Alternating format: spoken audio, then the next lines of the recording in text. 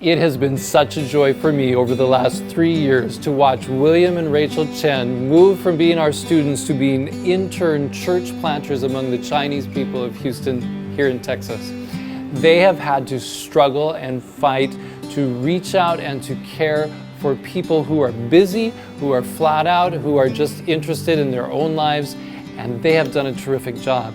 But we were concerned as we saw COVID-19 moving across from overseas into America and into the Chinese community. While people everywhere were concerned, it seemed that the Chinese community in Houston were especially cautious. The doors seemed to be closing for ministry to happen for William and Rachel. In fact, as they would walk down the streets, they even felt some of the prejudice concern as people laughed and said, "There comes COVID right now." What would they do? How would they handle it? How would they press forward, still sharing the gospel in a time of crisis? We are very thankful for God let us know this community because this area, there are many Chinese live here. Before we move here, we have a community service once a month. But we think if we know the person, we made the friend, but we don't have the place to meet together, or we cannot host any event or meeting in a place. So we moved to here, and after we are so excited. But after we move in, after 2 or 3 months, it's pandemic. Since the pandemic and the government say we need to lock down, so the people cannot go to the church or somewhere. So we cannot do anything. Everything is locked down, and everyone is fear. So even though our friend, we cannot go grocery or some place together because everyone is care about the COVID-19. And then I think, how can I do? I just made some new friends, and then how can I visit them? But we try to pray and think how we can do. But we pray more and more. Even though in the beginning we want to waiting for reopen, but everything just stopped almost 1 year. But we think we cannot stop because God is coming soon. And Rachel and I, we had an idea.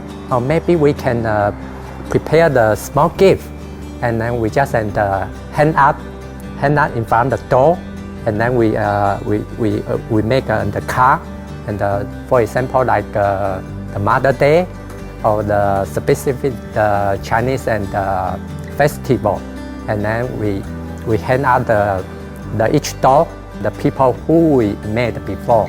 So we pray and we think how about we do something like share the food or share the gifts, or sometimes we just prepare some children's kits and we can give them, because you see this is an apartment. We don't have backyard, we don't have place that the kids run and play. So we try to pack some package and deliver to their place. We just knock the door and we didn't say hi in person, we just text. And maybe they don't know the love is from God, but we prepare the gift because we want to share the love. Their heart was warmed by the God, not just by us. I began to get news of what they were doing to reach out in the midst of this pandemic. I would see pictures come in and reports of people they'd visited on Mother's Day and different special holidays where they were still out there. Even if people wouldn't open up their doors, they were leaving gifts and cards and masks and all kinds of stuff at their friends' houses. And it was touching people's hearts significantly. Then they began to communicate online, realizing what an incredible opportunity this was to not only share with this community where they were living, but people that they had met in different parts of the city. Not just there, but people who'd moved back to China or gone back to Taiwan. This was an opportunity that they would use well. So what could they do? Well, they could share. They could share health information. They could share Bible things. They could organize Zoom groups online. They even decided to make their own website and designed a beautiful website featuring some of the things that they had been doing. Now when they met people or could text people or could call somebody, they had a place to send them where they could keep learning. To their surprise, more people were getting interested than had showed interest in the past. So that when they held an evangelistic meeting, this time not in person, they couldn't do it, but online, they had more people turn up than they expected. And in the follow-up meetings, people stayed on, growing in their interest. I want to share my friend Jennifer's story to you.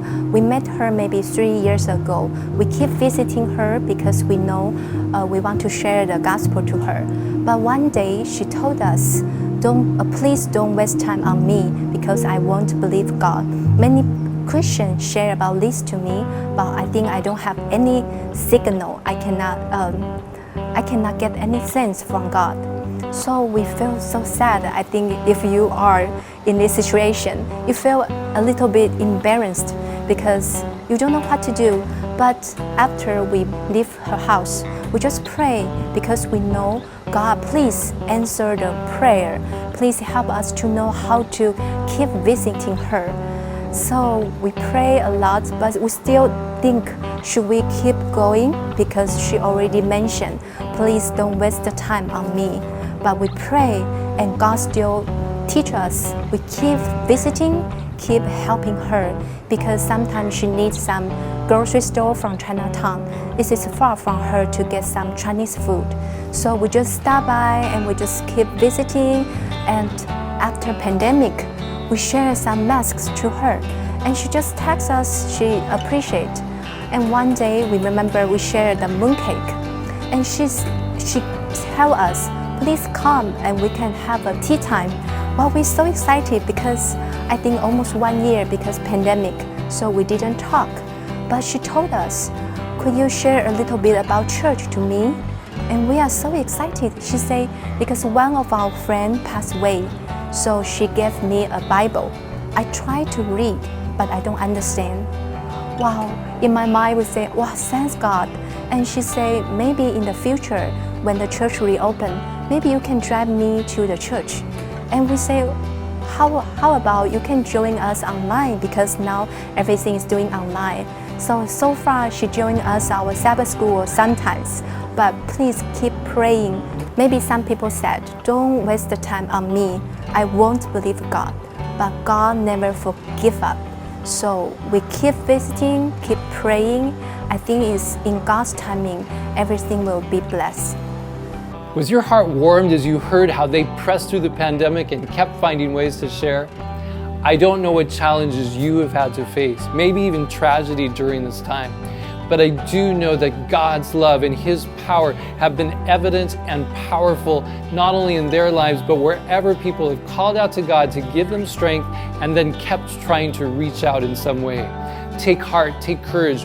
We do not know what's ahead. We do not know how much more difficult it will become. But it is not about us. It is about the salvation of the people around us. So let's find ways to reach out. Let's love and care. We have a work to do. In the meantime, I pray that you will pray for Rachel and William as they continue to reach out and plant God's church in Houston.